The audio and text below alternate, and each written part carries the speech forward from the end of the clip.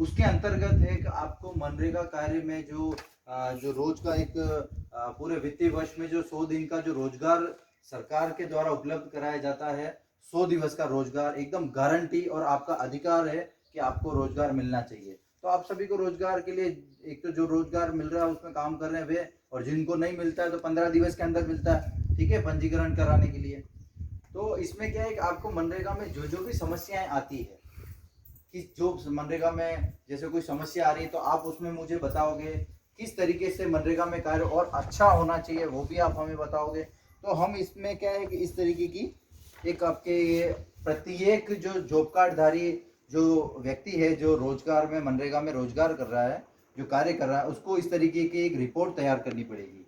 तो मैं आपको बताऊंगा किस तरीके से इसमें आपको रिपोर्ट में आपका नाम लिखते हुए आगे बढ़ना, आपकी उम्र क्या है, स्त्री पुरुष, जाति, आपको आय कितनी हो रही है, आपको पिछले साल आय कितनी होती थी, उससे पिछले साल वार्षिक आय कितनी होती थी, और आय में से बचत कितना करते हैं, खर्च व्यय कितना करते हैं, ऐसे संबंध प्रकार की, आपके बच्चों की शिक्षा कैसी है, शिक्षा की आप रोजगार पा रहे हैं तो उनकी शिक्षा में गुणवत्ता आई है या नहीं आई है, शिक्षा बेहतर हुई है या नहीं हुई है। तो इस तरह की समस्त जो एक मूलभूत जो मौलिक चीजें हैं वो आपको इसमें हमको बतानी है। तो इस आधार पे हम ये देख पाएंगे कि मनरेगा में जो कार्य जो आप कर रहे हैं उसमें कितना कुछ अच्छा हुआ या नहीं हुआ।